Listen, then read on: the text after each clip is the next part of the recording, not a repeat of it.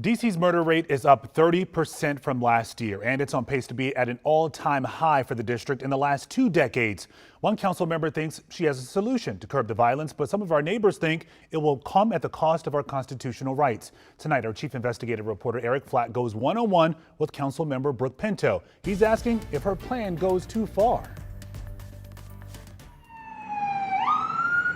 Engine 10 responding for a shooting. What I think about every day are the people who've lost their lives, the families who've lost a loved one. DC Councilmember Brooke Pinto is chair of the Public Safety Committee, and her new Secure DC plan includes about 100 different ideas and initiatives to curb the gun violence epidemic here in the district. About 2/3 of individuals who were arrested once for a gun-related charge will recommit another offense with a gun.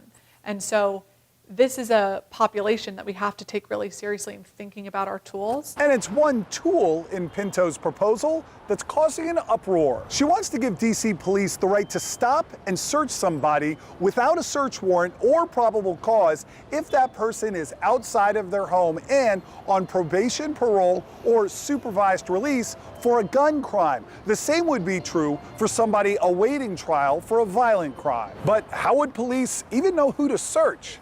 ACLU DC is asking the same question. The way that this is drafted, it really kind of incentivizes police interacting with folks without reasonable suspicion of a crime to sort of fish. And so that puts, people who are innocent and people who may not have any sort of history with the criminal justice system at risk. Wouldn't that lead to a lot of what some may consider harassment by police, almost shaking down people? We certainly want to be very careful that nothing that we're doing here would authorize harassment that is spelled out in the law itself. But we also have to make sure that we have sufficient safeguards for that. Unfortunately, very often it's the same people who are recommitting crimes that are known to law enforcement. Warrantless searches, also known as jump outs or stop and frisk, is an issue WUSA 9 has investigated since 2018.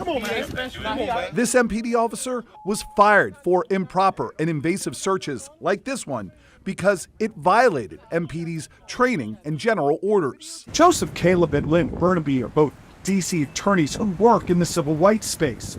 They say warrantless searches are ineffective at taking guns off the street and only serve to drive a wedge between the cops and the community. They don't feel safe in their interactions with the Metropolitan Police Department.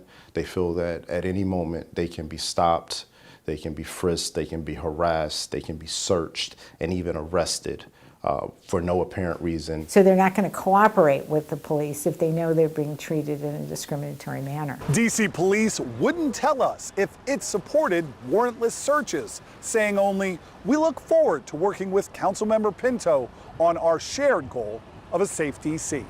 Eric Flack, WUSA 9.